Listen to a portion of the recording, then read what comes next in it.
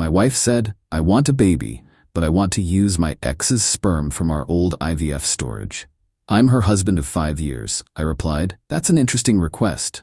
Then I showed her the divorce papers I'd been carrying for this exact moment. I, 36 male, have been married for 5 years, together for 7 total.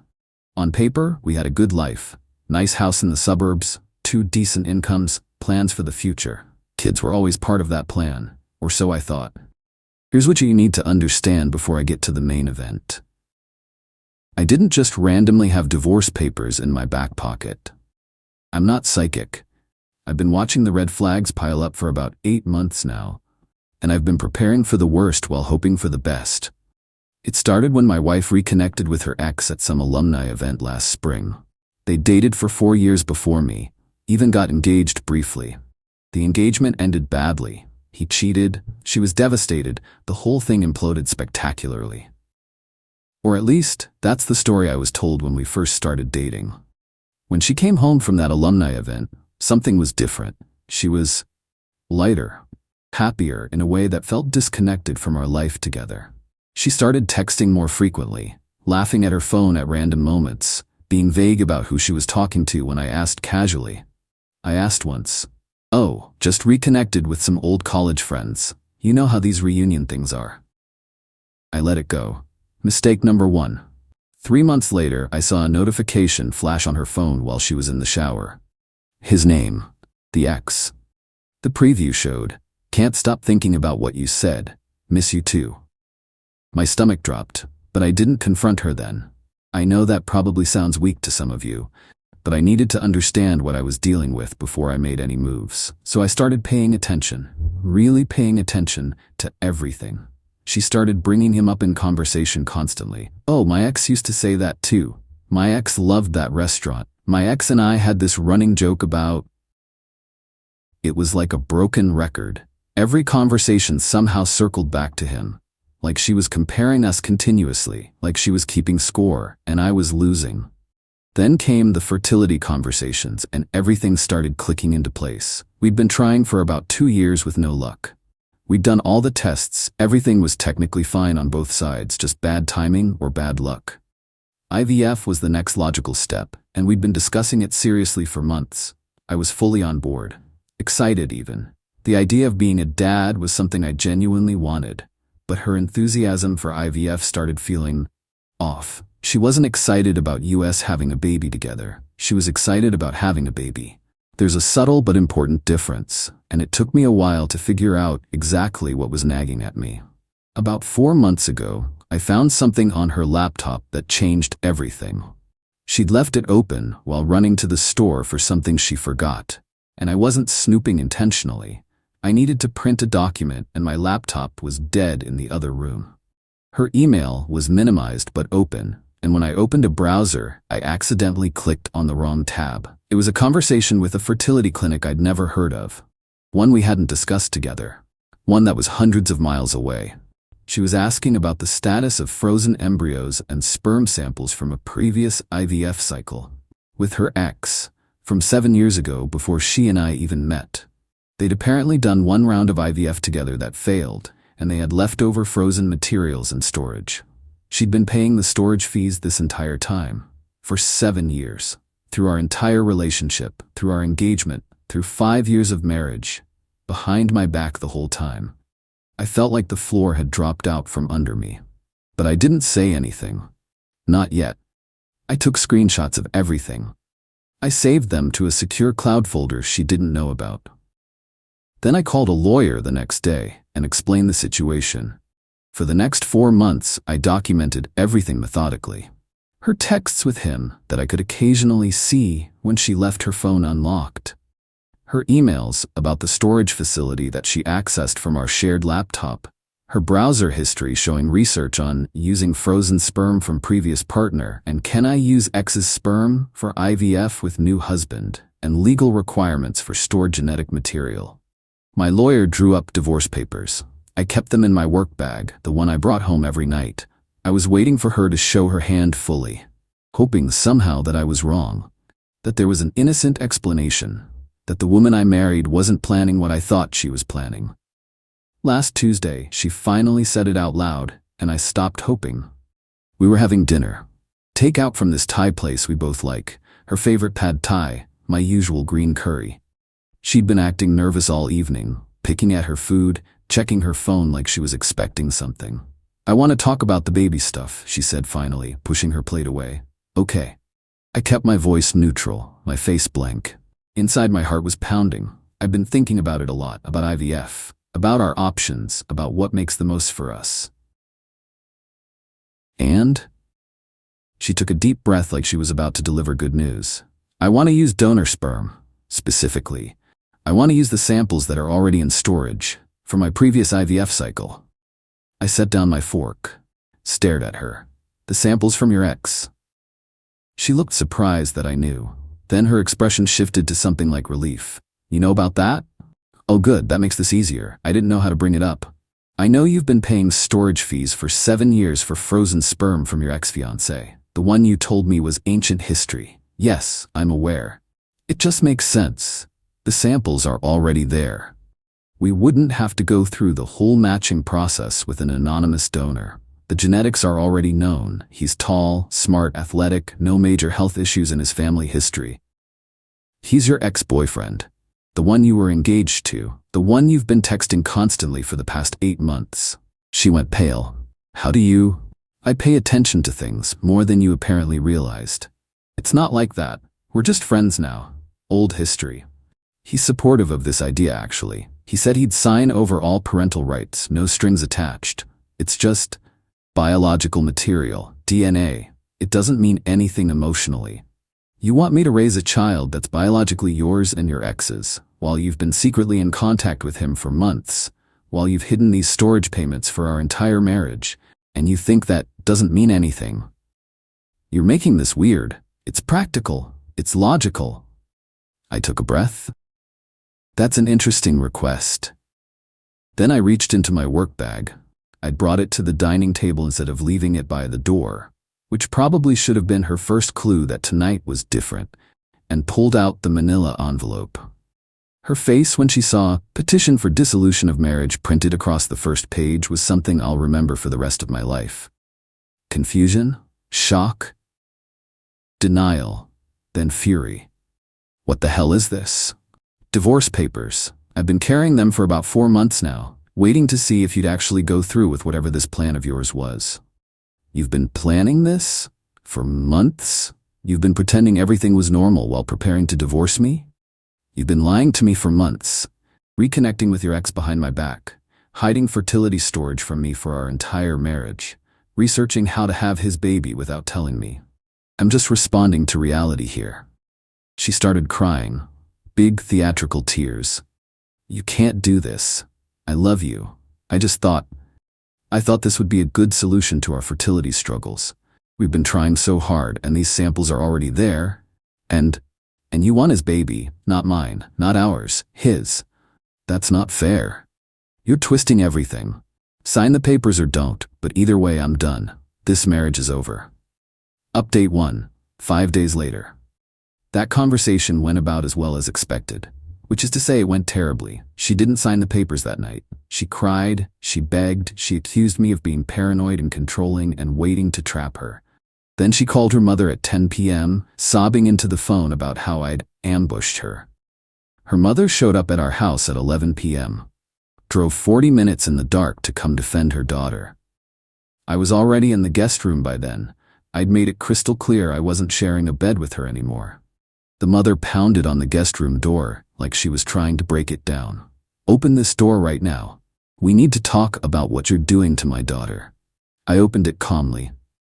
"Good evening. It's late.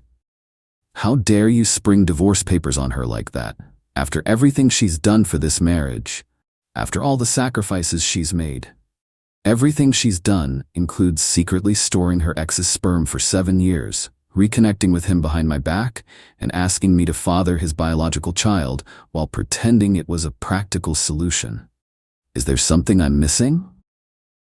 Her mother's face did this interesting thing where it cycled through shock, confusion, and then settled on aggressive denial. "That's not," she explained all that to me. "It's just a practical solution to your fertility issues. You're being emotional and irrational."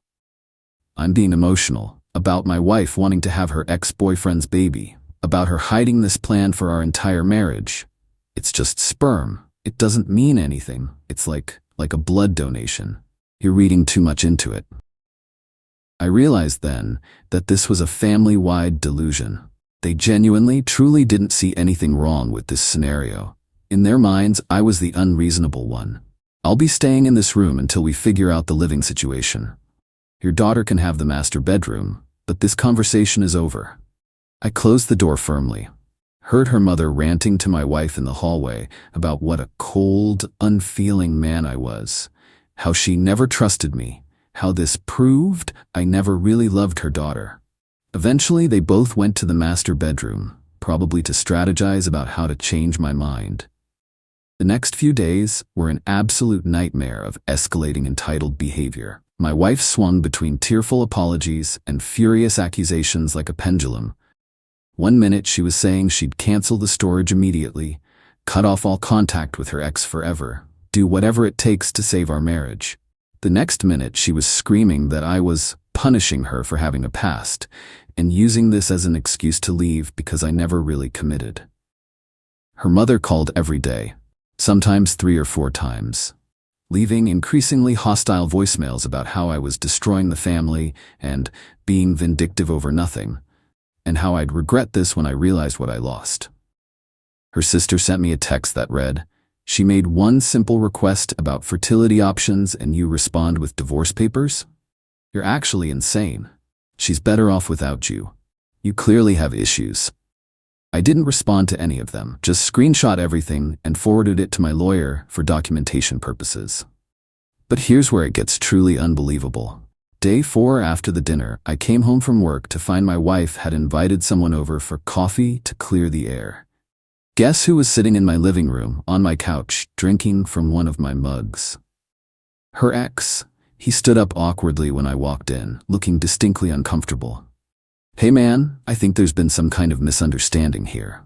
I looked at my wife. "You invited him to our house, to my house. I wanted him to explain the situation. He can tell you it's not romantic between us anymore. It's just about the baby, just about giving us options." Her ex cleared his throat. "Look, I know this looks bad from your perspective, but I'm in a serious relationship now too. I don't want to get back together with her or anything like that. I just thought, if you guys are doing IVF anyway and these samples are sitting there going to waste." "Did she tell you we'd agreed to this plan?" He hesitated, glanced at her. "She said you were considering it, working through some initial resistance." "I wasn't, ever. I found out 4 months ago that she'd been hiding all this from me for our entire marriage. That's why I filed for divorce." His face changed completely. "She told me you were on board with the general concept, but you just needed some convincing about the specifics, that this meeting was to finalize details." "I've been carrying signed divorce papers since February." He looked at my wife with something like disgust, then back at me. "I didn't know any of that.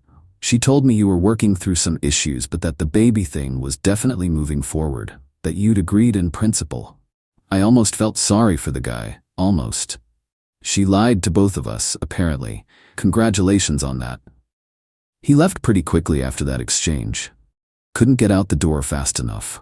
My wife tried desperately to explain. She thought if I just met him, saw how normal and non-threatening he was, I'd somehow change my mind. She genuinely believed that bringing the man whose child she wanted to conceive into our living room would fix the situation. The level of delusion was absolutely breathtaking. Update 2. 2 weeks later. The divorce is officially proceeding. My wife finally signed the acknowledgement papers after her lawyer apparently explained in detail that she had no legal grounds to contest anything, given the circumstances and the documentation I had. But the entitled behavior only escalated as reality set in. First, she tried to claim that the house was primarily hers because she found it online, did all the decorating, and made it a home.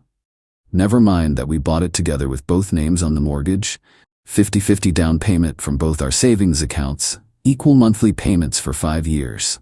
She wanted me to just take an apartment somewhere and let her keep the entire house because of her emotional investment in it. My lawyer shut that down immediately. Standard community property laws applied. We'd have to sell and split the equity equally.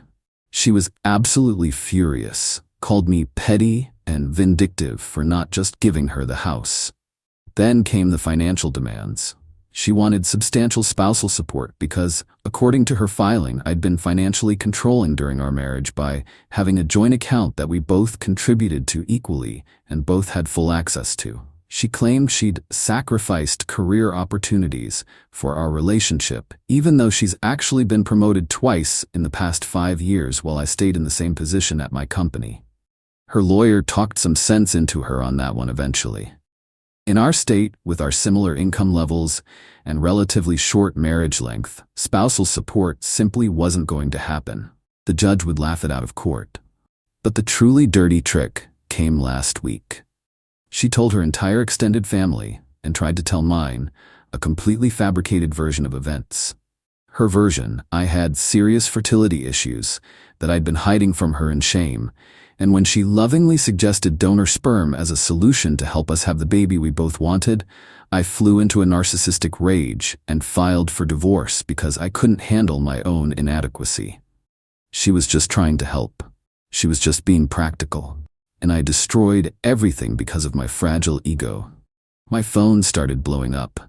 Her cousins, her aunts, her former college roommate, even some of our mutual friends from the neighborhood, all asking variations of why I was throwing away my marriage over my ego and punishing her for trying to find solutions and being so prideful about a medical issue. My own mother called, sounding confused and concerned. She reached out to me yesterday. She said you refused to consider any donor options at all, that you got violent when she suggested it. Is that true?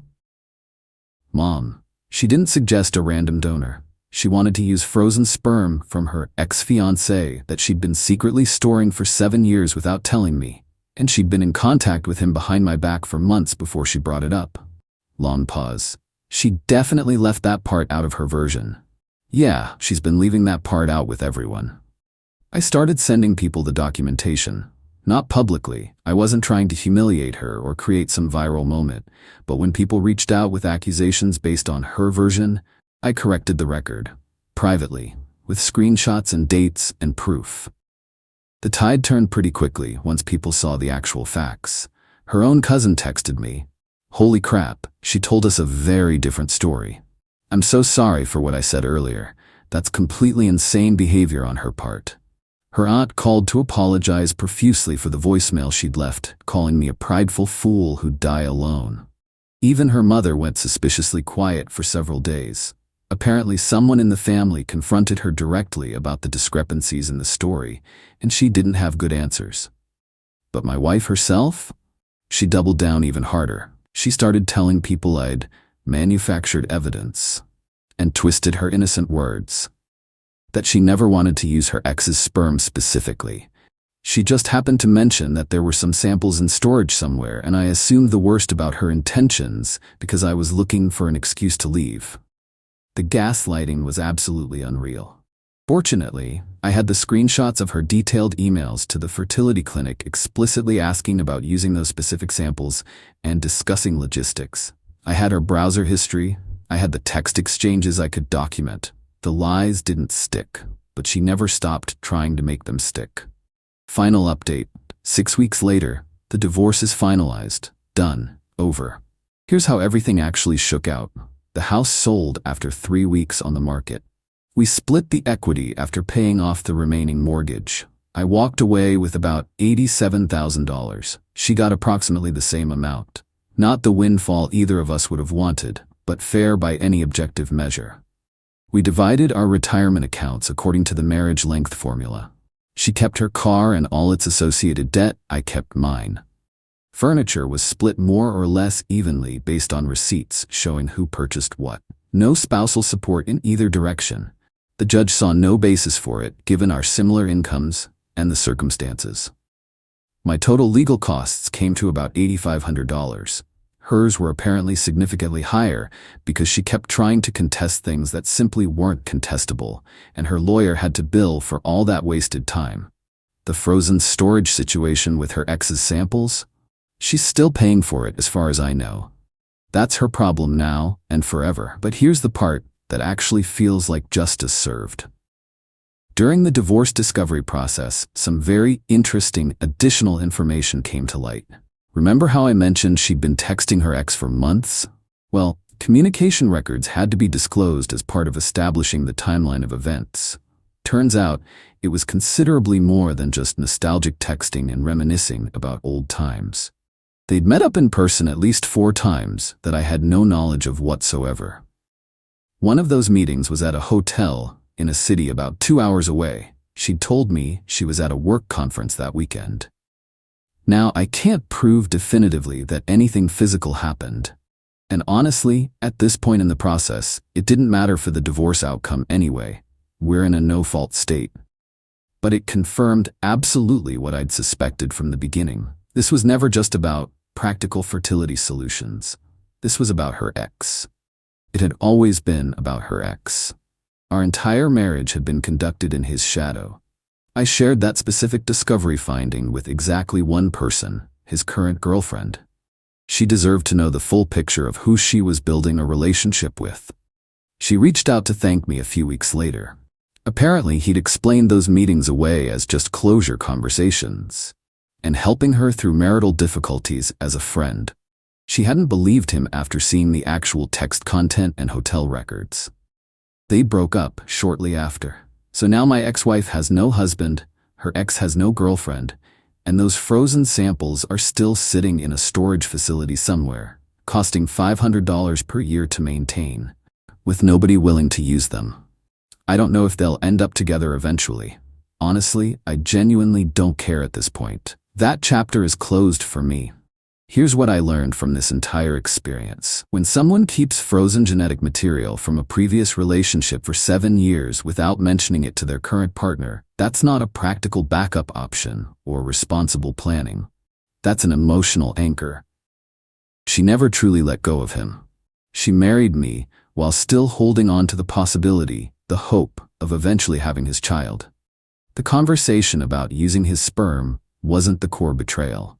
The betrayal was the 7 years of deliberate hiding, the months of secret contact, the lies told directly to my face while she researched the logistics behind my back, the elaborate cover stories.